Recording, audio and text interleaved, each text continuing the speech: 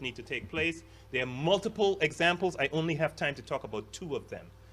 The power of this intervention is that it is so simple that it seems to be too easy to have the dramatic effects that it does. It's called a self-affirmation intervention.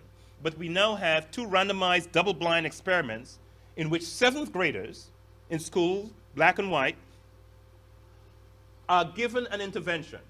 The intervention is simple. The goal of the intervention is to enhance their sense of adequacy and self-worth and to reduce the power of stereotype threat. So what the researchers do is just tell the students one day in class, here's a list of values. We want you to write about the value that is most important to you. It could be the value of honesty, a value of family, or whatever the value is. Just write about which one you like and why it is important to you. Write a paragraph about it. And what they found, simply by doing that, led to improved grades for 70% of the African American students. It reduced the racial black-white gap in achievement, in grades, by 40%.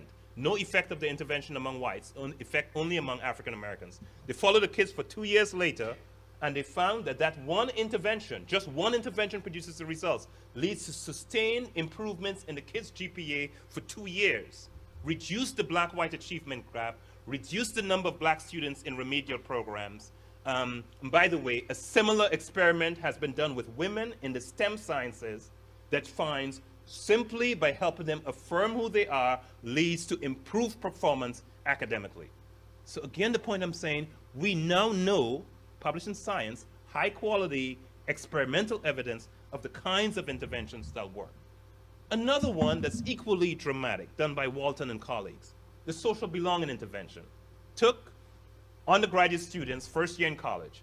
What the research finds, what Walton developed this theory, is that many minority students and many students who are first generation in college, when they encounter difficulties in college, every difficulty seems to reinforce for them that they really don't belong, that this is not for them. Others are doing this, assume others are having no problem, but I'm struggling. Something's wrong with me, maybe I don't fit, I don't belong here. And so the intervention is designed to normalize the problems you have. And the goal of the intervention is to tell these freshman students, everybody has trouble, it gets better over time, you'll be doing just fine.